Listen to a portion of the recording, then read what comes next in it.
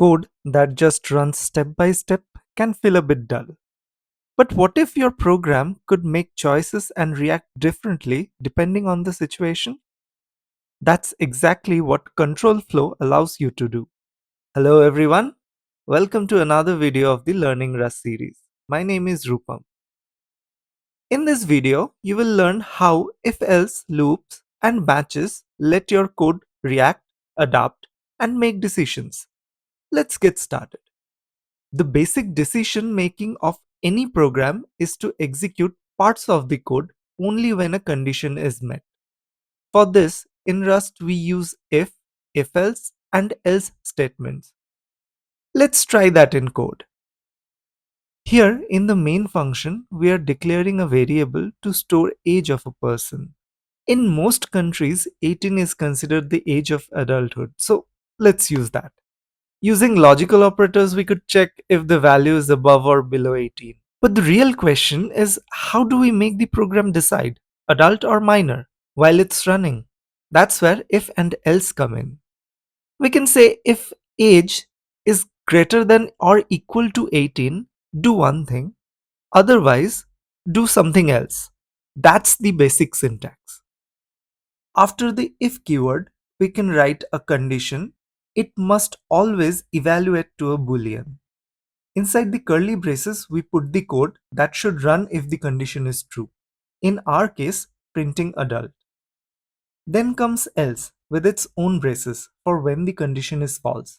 Here we print minor.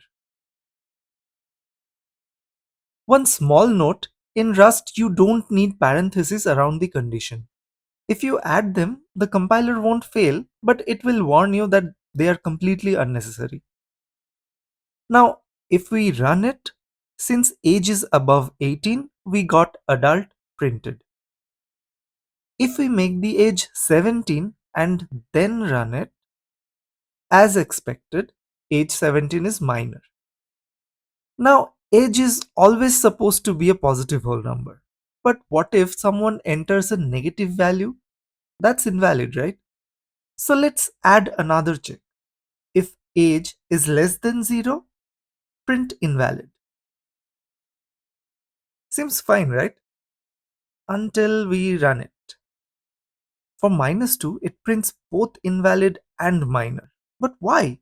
That's because negative numbers are less than 0 and also less than 18. So both the conditions match. To fix this, we have two options.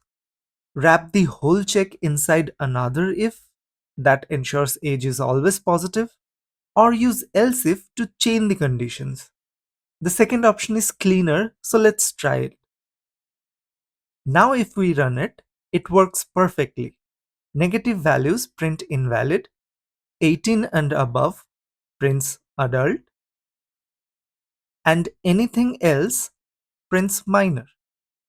So this is exactly how we wanted it to behave. That's the power of if, and else. Clear and step-by-step decision making in your code at runtime. You can play around with different values and see how it behaves for you.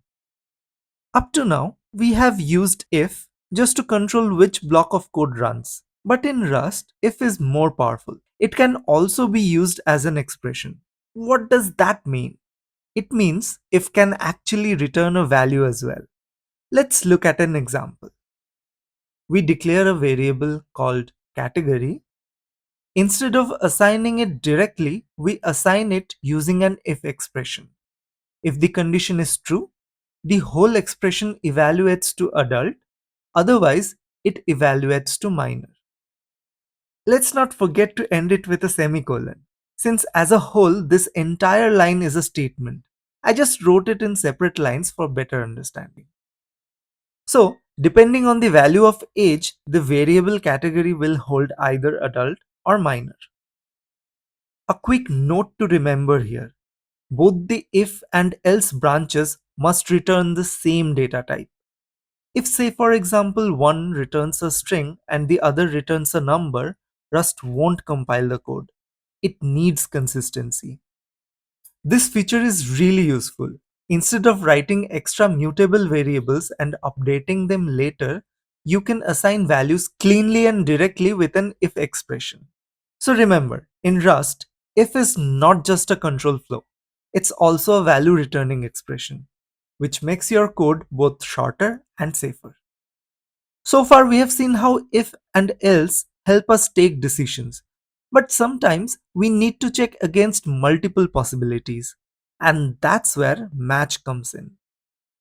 The match statement is like a supercharged if else chain. It compares a value against different patterns and runs the code for the first pattern that matches. Let's take an example. We have a variable number.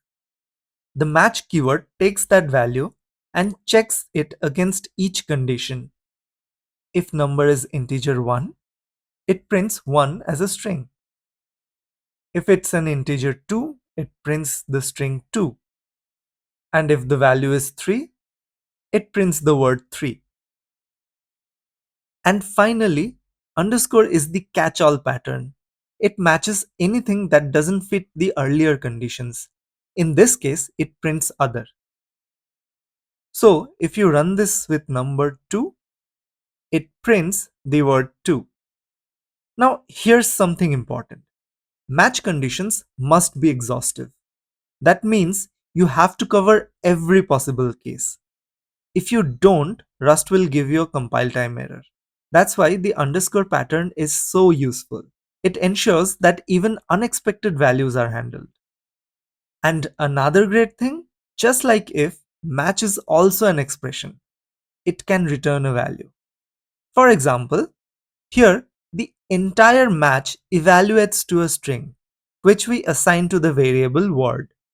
This is super handy when you want to convert values, map numbers to labels, or make your code cleaner without a lot of repetitive if-else blocks.